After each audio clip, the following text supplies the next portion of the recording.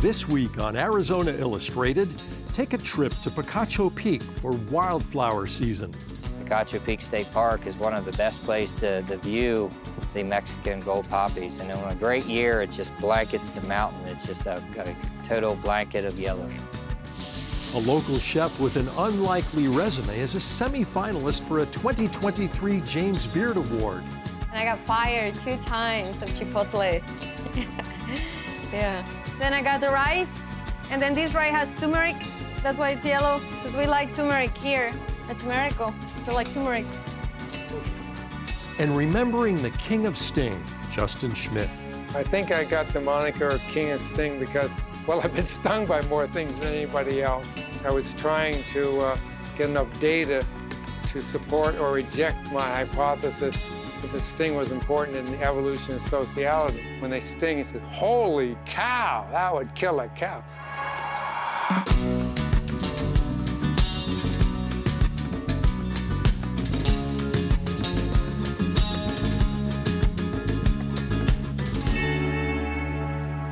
Hello, and welcome to Arizona Illustrated. I'm Tom McNamara.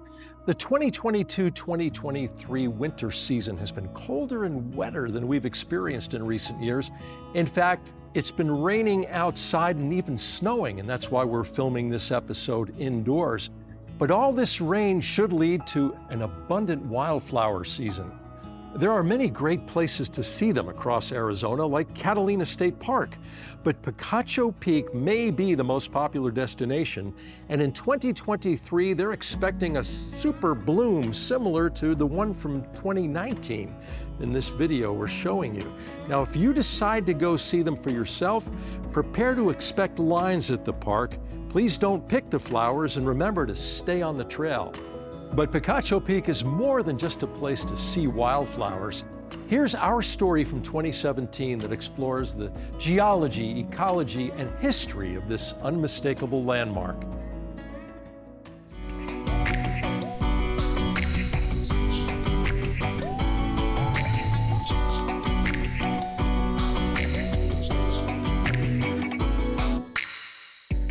I think it's beautiful. I've always been intrigued by the cactus and the nature, and we just love to be outside.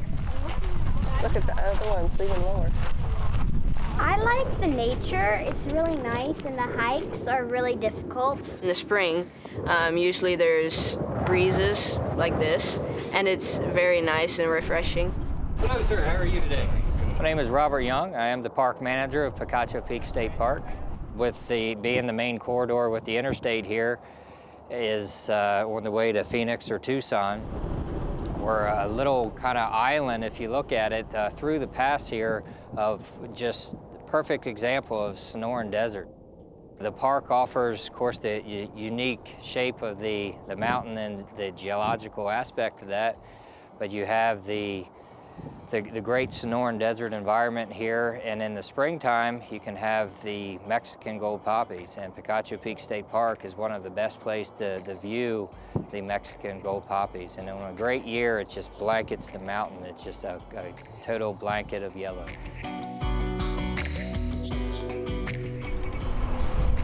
Well, for me, we were driving by to Tucson, and I couldn't take my eyes off it, and I kept taking pictures out the window. And I told my husband, we've got to go back there and go hiking. And today was the day I just said, we're going.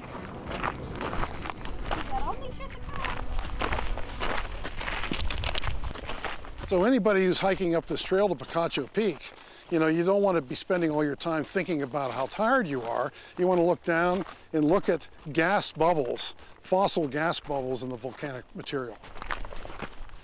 And then the gas came out of these bubbles, leaving holes. That is, we call them vesicles. Geologists would never just simply call them holes. You need a fancier term, vesicles. My name is George Davis. I'm a Regents Professor Emeritus, University of Arizona, Department of Geosciences. Arrived there in 1970, right out of grad school.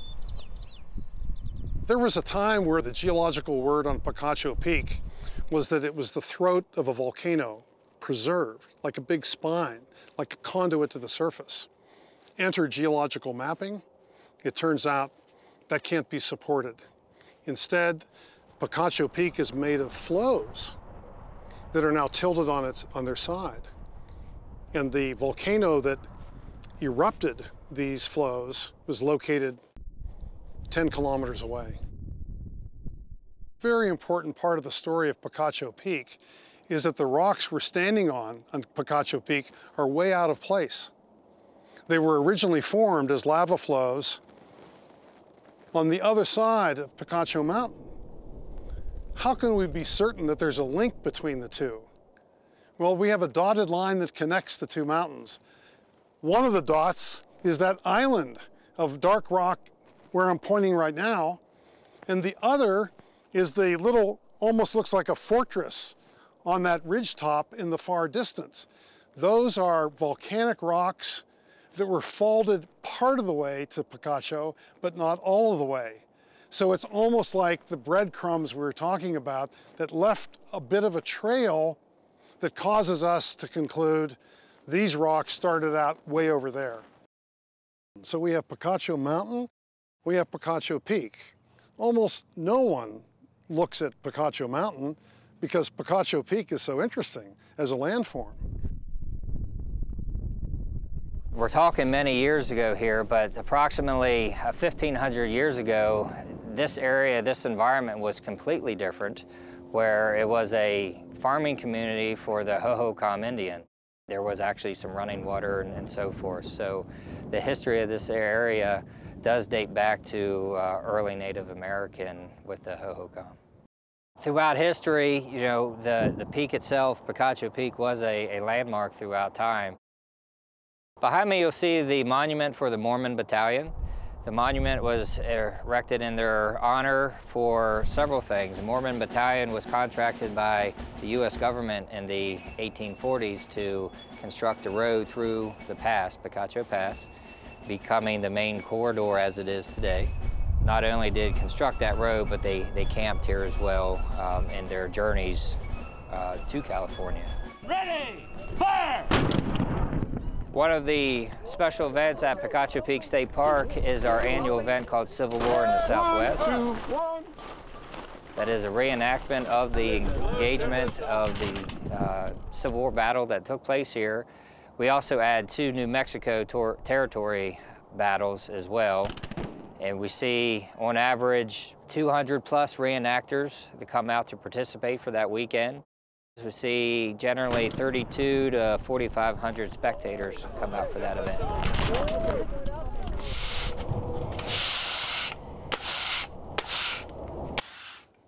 My name's Les Hook.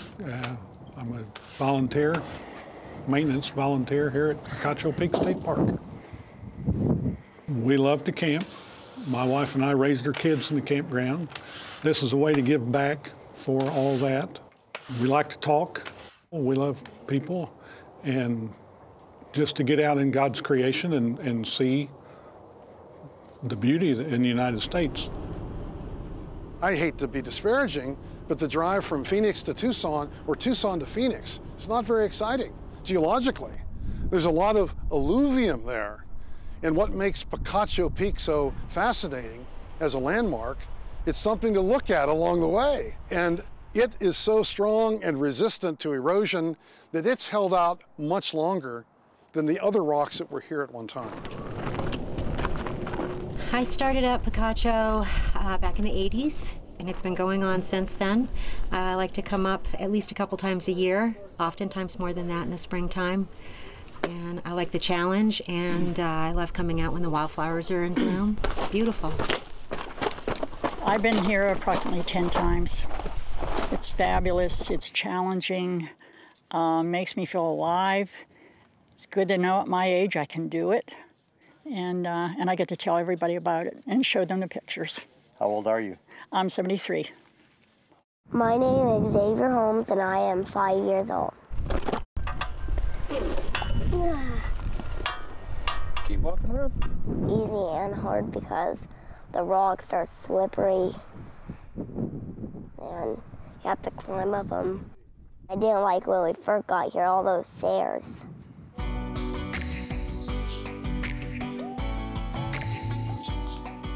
Majestic. Challenging. Fabulous. Beautiful. Rewarding. Inspiring. And just blessed to be able to do this. And fun.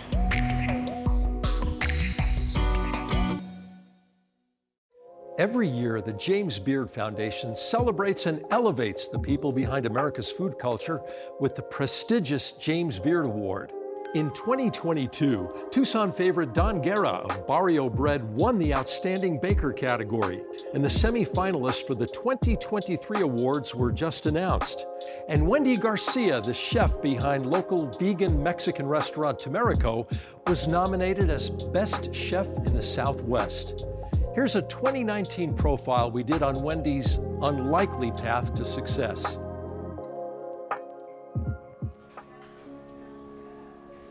My first restaurant was, it was a hometown buffet back in the days, the one on Oracle and River. And I was, as a dishwasher, I was washing dishes there.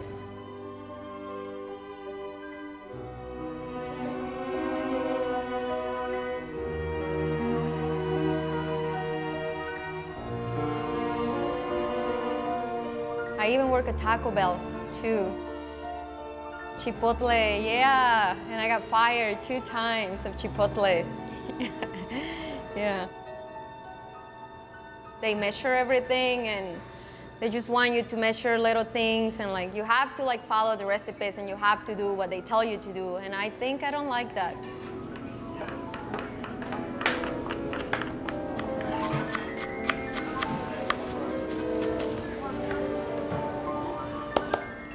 We are in Tucson, Arizona, at Tumerico. We make experiments, good experiments here, with a lot of spices and fresh ingredients.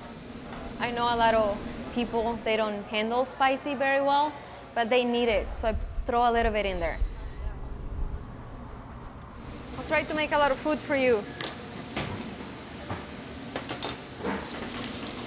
Today we're just gonna keep it simple. We're making a little salsa for a carne asada tacos that we're gonna make. The chile is sometimes a little bitter, so mesquite flour is really smooth. I like the flavor a lot, so it'll be creamy. These are the Tumerico carnitas. They're made of jackfruit. We made them here, and then this is jackfruit carnitas right here. I love nopalitos because they're everywhere here. And they're super good for you. I like hot food. Cooking, it's a part of me. It's been on my family for generations. My dad was a big eater. He loved food, and my grandma loved food. I grew up eating like meat, like really good quality meat back in the days. And one of the reasons that I became vegan, because I moved here when I was 17 and I started getting fat and very unhealthy. And I just didn't like it. So at one point I realized that it was the food. It was like all this fried food. I mean, it tastes delicious, but it's not good for you.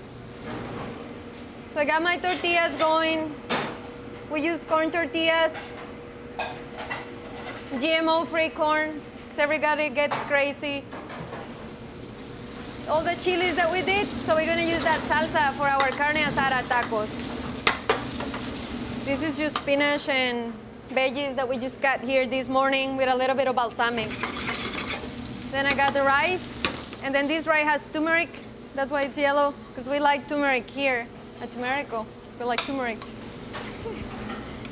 Black beans, guacamole on the carne asada tacos. This right here is vegan cashew cream. So we're gonna do a little epazote pesto on top of the nopal. And I love plantains, so we're just gonna put a plantain right in there. So these are the carne asada tacos with roasted salsa.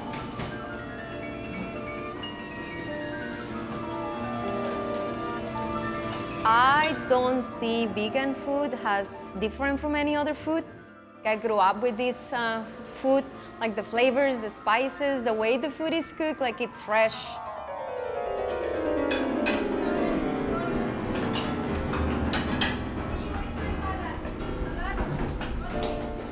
Have you guys been here before or no? First time? All right, just so you know, the menu is on a blackboard because we change it every day. So we try and use ingredients that are either local or organic for everything, and everything's gonna be vegan as is, but you're welcome to add cheese or eggs to whatever dish you want.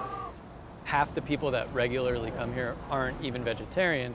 They just like really good food, and that's what this is. The first time I ate here, I definitely wasn't a vegetarian, nor was I considering becoming one, but when I had the food, it kind of opened me up to understanding that, you know, meat doesn't have to be a part of every meal.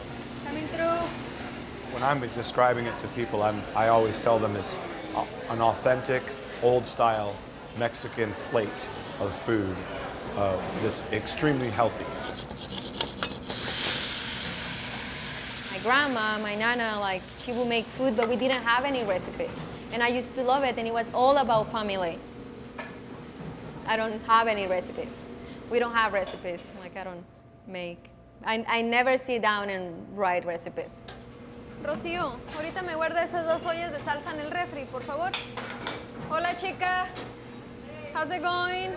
I used to work 2 jobs for a long time, but at one point, maybe when I was maybe like 28, I just couldn't do it anymore, like late nights.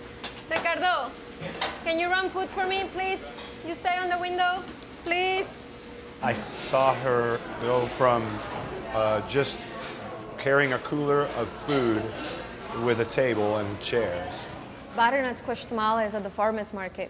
Yeah, on a little table with no money at all. And I was like so insecure. I was so scared. I think I sold like I made like $60 the first time. Yeah, but I was happy because I sold some tamales. So, oh, maybe I can do this.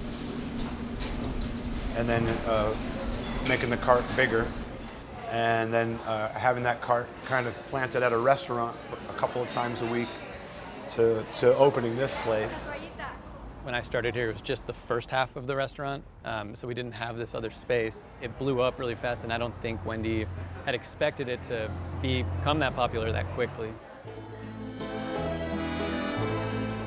And then she opened that side, and now she's opening downtown, and it's just, I feel overwhelmed with just a lot of compassion for her, because I think she's really, really amazing human being.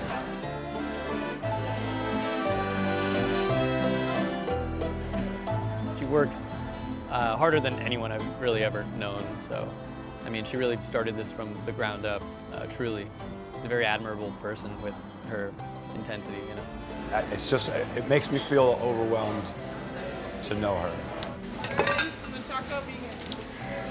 Dos machacas con tofu. ¿Tienes tofu?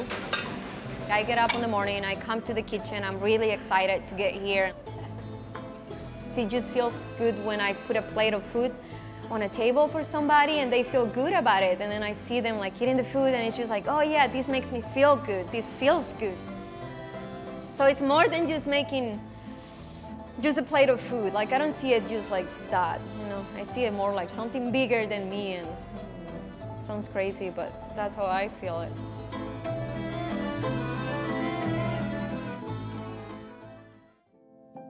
Last month, we were saddened to learn of the death of Justin Schmidt, a friend of this program, more commonly referred to as the King of Sting. He was best known for allowing himself to be bitten or stung by all kinds of insects, then rating them on a pain scale to better understand their defense mechanisms.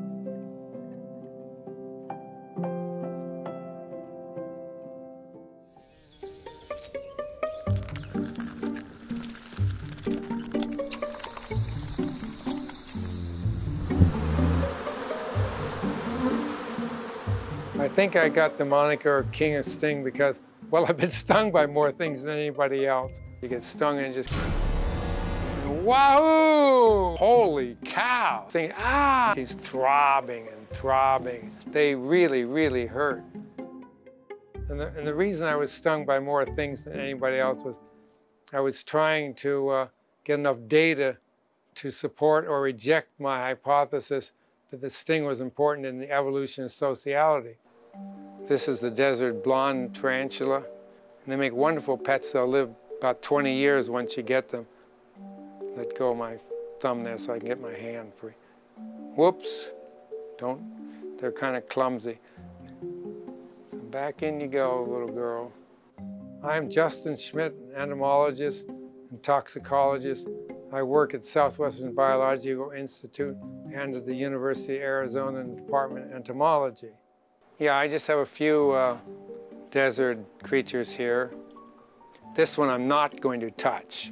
This one's called a velvet ant. They call them cow killers. You say, why would you call them a cow killer? Well, because if you pick them up, you will be stung. When they sting, you say, holy cow, that would kill a cow. Basically, I study anything that's predator-prey relationship, but with particular emphasis on stinging insects. We have more species of scorpions than any other state. Aren't we lucky? I think we have about 56 for sure. They just hurt like the dickens for most people, and it goes on, causes numbness and just sheer utter pain. They're so venomous that the idea for them is if they run into a competition, if you have longer legs and arms, you can kind of be at a distance away from whoever you're grabbing and keeping them so they can't get you. And you're way up over the top and sting them. Of course, once you sting them, that's the end, you've won.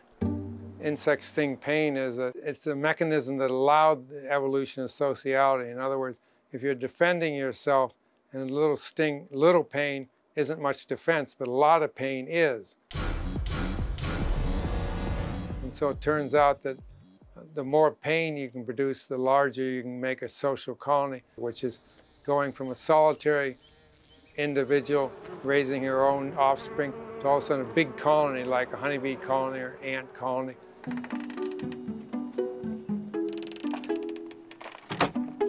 Normally what happens is I'm out in the field somewhere, an opportunity strikes.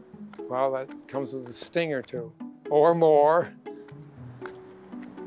If you have harvester ant, queens can live up to about 45 years, which is pretty much the world record for longevity in insects.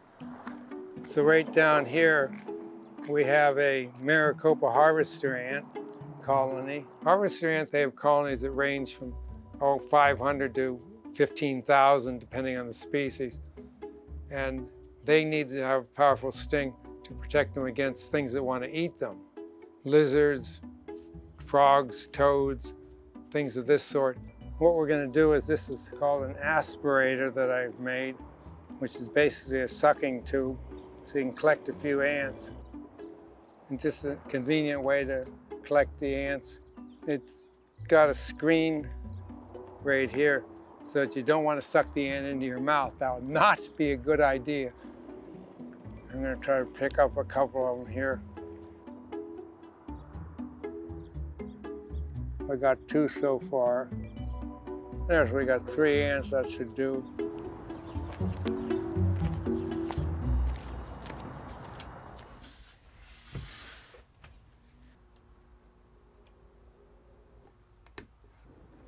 So I had to dissect probably 10,000 harvester ants to get enough venom in order to determine the toxicity and the biochemistry of the venom.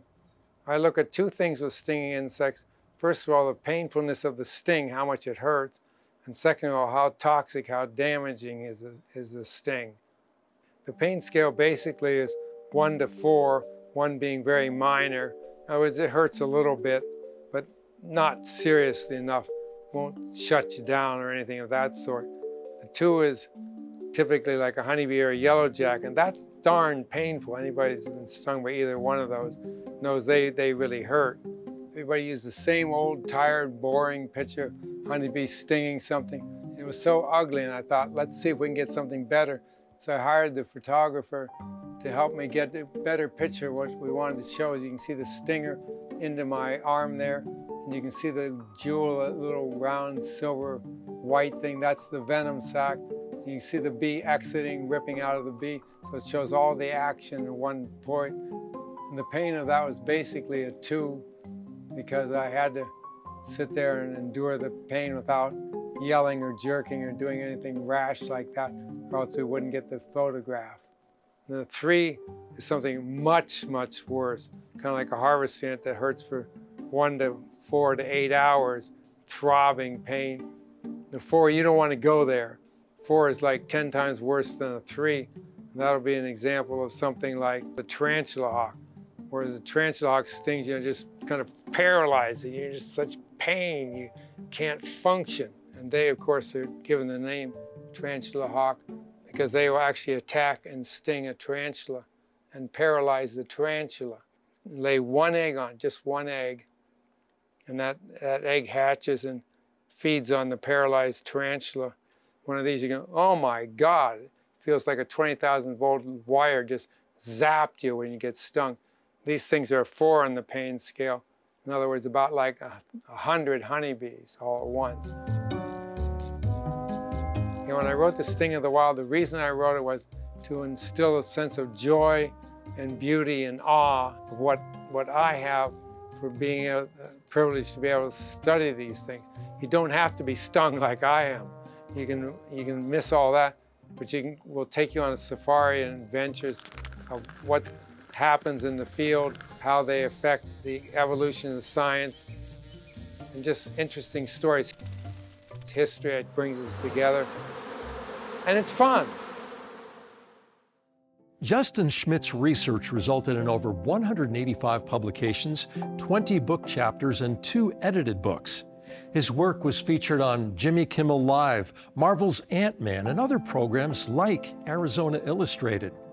He passed away on February 18, 2023, at the age of 75 from Parkinson's disease. He was home, surrounded by family and other loved ones. He will be missed. Before we go, here's a sneak peek at a story we're working on. Hello, I'm Elaine A. Powers. I always include the A in my name because some of you might remember that there was a national figure salon chain named Elaine Powers. Elaine Powers. Oh, all you have to say is help, Elaine. I'm not involved in that at all. There we go. Yeah, that's my boy. Now, Blue is a blue caiman hybrid iguana. This is a Sonoran desert tortoise. I got her through the state foster program. You never want to take a Sonoran desert tortoise out of the wild. I took early retirement because I had a desire to write science-based books. I have written about 27 books that are out and published.